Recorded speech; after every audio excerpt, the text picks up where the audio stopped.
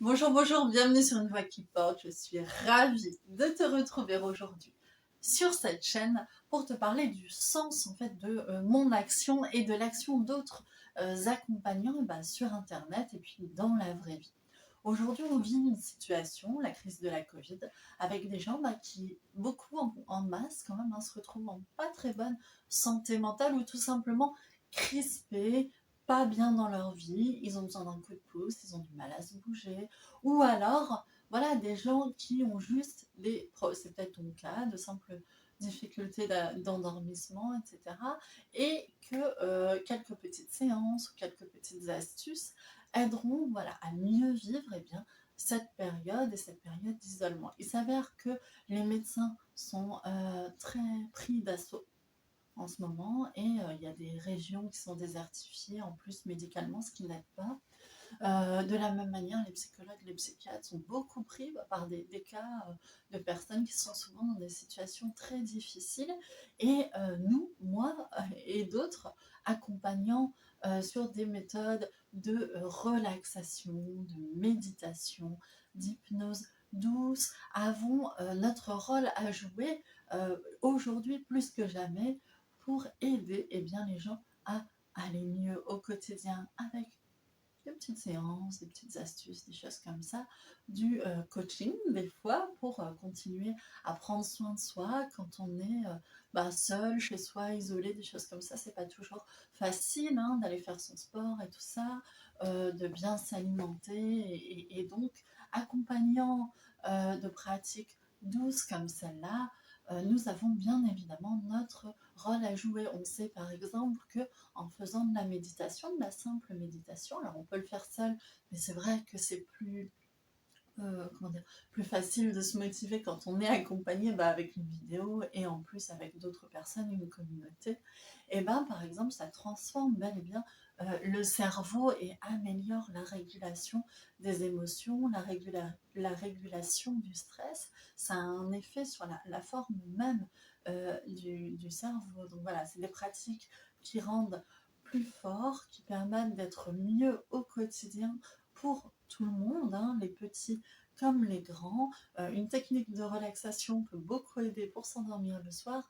Et donc, nous accompagnant en fait dans des pratiques douces, il suffit qu'on ait une petite formation correcte, bien sûr, en méditation, en hypnose, en EFT, ce genre de choses. Enfin voilà, ces pratiques dites complémentaires pour aider en fait en masse en ce moment des gens à vivre mieux, voire à vivre bien cette période dans laquelle beaucoup de gens sont bousculés. Il y a des psychologues et des psychiatres qui parlaient d'une autre vague qui est la vague psychiatrique. Et je pense que voilà, en aidant en fait les gens à aller mieux au quotidien, sans forcément avoir besoin de mobiliser des professionnels de santé qui sont formés pour des personnes qui sont dans des situations plus graves et plus difficiles. Et Dieu sait qu'il y en a beaucoup en ce moment.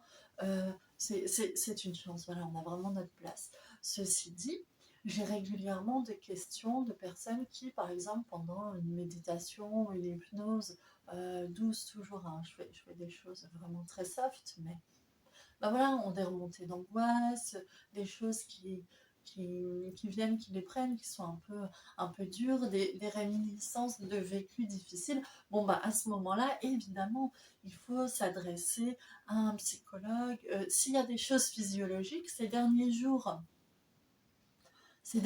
j'ai eu des personnes qui m'ont interpellée, qui avaient du mal à dormir et qui, par exemple, se réveillaient un peu brutalement la nuit, comme un choc électrique, des choses comme ça, comme on le disait.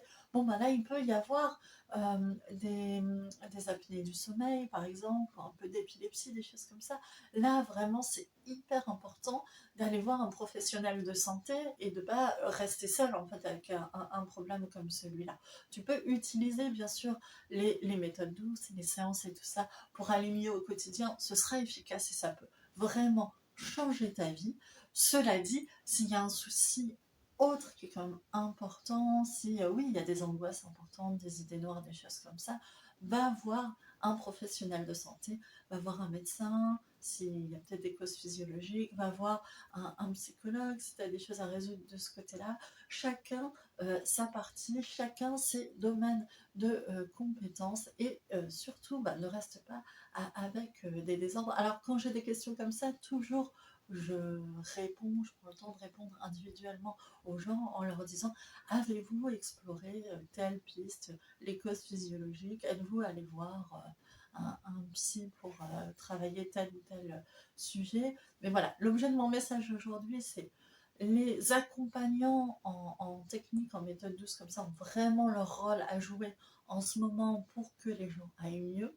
Cela dit, nous avons également nos limites et ne restez pas seul avec des choses qui peuvent être difficiles, douloureuses et exiger un accompagnement médical tout simplement. Ça peut être une dépression, ça peut être voilà, beaucoup de choses pour lesquelles évidemment on ne peut pas se satisfaire. Alors je dis évidemment, mais c'est pas évident pour tout le monde. Il y a des gens qui hésitent à sauter le pas, sautez le pas, allez voir des professionnels de santé, des médecins. Encore une fois, chacun sa place, chacun son rôle, tout le monde est important et pour autant je ne dénigre aucune des méthodes. Je pense que vraiment il faut que chacun intervienne à son niveau dans son domaine.